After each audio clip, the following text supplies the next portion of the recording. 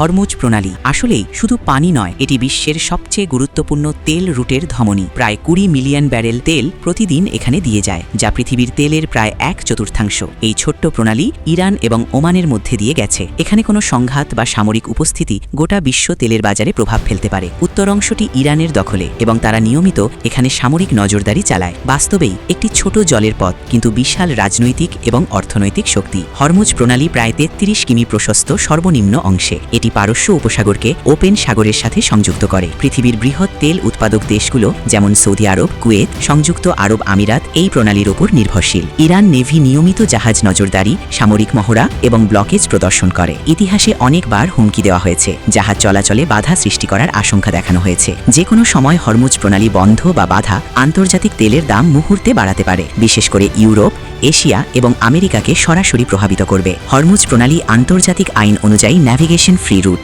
কিন্তু ইরান এখানকার নিরাপত্তা নিয়ন্ত্রণ করে। আন্তর্জাতিক নৌবাহিনী মাঝে মাঝে এই অঞ্চল দিয়ে নজরদারি চালায়। এমনকি আন্তর্জাতিক চাপের মুখেও ইরানকে এই চ্যানেল ব্যবহার করে রাজনীতি চালানোর ক্ষমতা আছে। দৈনিক তেল ছাড়াও প্রায় 100টির বেশি জাহাজ হরমুজ প্রণালী দিয়ে যায়। প্রণালীতে সামরিক মহড়া বা সংঘর্ষ হলে দুনিয়ার তেল সরবরাহে বিশাল বিভ্রাট হতে পারে। হরমুজ প্রণালী শুধু জলের পথ নয়, এটি বিশ্ব রাজনীতি ও অর্থনীতির একটি মূল ল্যাবরেটরি।